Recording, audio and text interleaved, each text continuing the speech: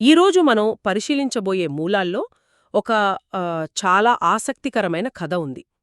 అంత బాగుంది అనుకుని ఇంటికి సంతోషంగా వెళుతున్న సోదరులను ఊహించుకోండి. ఉమ్, అప్పుడే హఠాత్తుగా ఒక రాజసేవకుడు వాళ్లని ఆపి, మీలో ఒకరు దొంగ అని నిందిస్తాడు. అమ్మో. ఆ నింద వెనుక ఒక పెద్ద నాటకమే ఉంది. ఈరోజు మనం క్షమ, పశ్చాత్తాపం, ఇంకా ఒక కుటుంబం మళ్లీ ఎలా ఒక్కటయ్యింది అనే విషయాలను లోతుగా చర్చిద్దాం. అవును. అంటే ఇది పైకి కనిపించేంత చిన్న విషయం కాదు. కేవలం ఒక దొంగతనం ఆరోపణ అస్సలు కాదు. కాదా? ఇది ఒక చాలా తెలివైన పరీక్ష అన్నమాట. 20 ఏళ్ల క్రితం వాళ్ల తమ్ముణ్ణి అమ్మేసిన ఈ సోదరులు ఇప్పుడు వాళ్ల చిన్న తమ్ముడికే అలాంటి పరిస్థితి వస్తే ఎలా స్పందిస్తారో?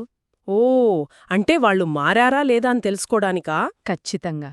వాళ్లలో నిజమైన మార్పు వచ్చిందా లేదా అని తేల్చే పరీక్ష ఇది. సరే, ఆ సేవకుడు వాళ్ల సంచులన్నీ లతకడం మొదలుపెట్టాడు. రూబేను, షిమ్యోను, ఇలా అందరివి. ఏమీ దొరకలేదు. కాని చివరికి ఆ వెండి గిన్నె బెన్యామీను సంచిలో దొరుకుతుంది. అక్కడే అసలు కథ మొదలవుతుంది. అందరూ నిర్ఘాంతపోయి ఉంటారు కదా. అయితే ఇక్కడ ట్విస్టేంటంటే ఆ గిన్నెను పెట్టించింది వారి అన్న యోసేపే. అవును.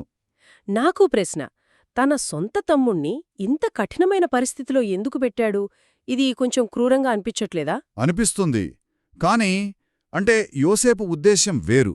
కేవలం వాళ్లు పశ్చాత్తాపపడ్డారా లేదా అని కాదు. మరి అప్పుడు తనని ఎలా వదిలేసి వెళ్ళిపోయారో ఇప్పుడు బెన్యామీనును కూడా అలాగే వదిలేస్తారా అని చూడాలనుకున్నాడు. ఓ, అర్థమైంది. వాళ్ల మార్పు ఎంత నిజమైనదో చూడ్డానికి ఈ తీవ్రమైన పరీక్ష పెట్టాడన్మాట. సరిగ్గా చెప్పారు. వాళ్ల గుండె లోతుల్లోకి చూసే ప్రయత్నం అది. అయితే ఆ గిన్నె దొరికినప్పుడు వాళ్లెలా స్పందించారు? తమ చిన్న తమ్ముడు ఇప్పుడు బానిస అయిపోతాడని భయపడుంటారు. అక్కడే కథ పెద్ద మలుపు తీసుకుంటుంది. ముఖ్యంగా యూదా పాత్ర. యూదా? అవును. గతంలో యోసేపును అమ్మేద్దాం అని సలహా ఇచ్చింది యూదానే. నిజమే. కాని ఇప్పుడు అదే యూదా ముందుకొచ్చి, దయచేసి ఆ కుర్రాణ్ణి వదిలేయండి, అతనికి బదులుగా నన్ను బానిసగా తీసుకోండి అని వేడుకుంటాడు. అబ్బా! వాడు లేకుండా నేనింటికి వెళితే మా నాన్న దుఃఖంతో చనిపోతాడని కూడా అంటాడు. అంటే ఆ మార్పు ఎంత గొప్పదో చూడండి. తన ప్రాణాన్ని పణంగా పెట్టడానికి సిద్ధపడ్డాడు. అవును.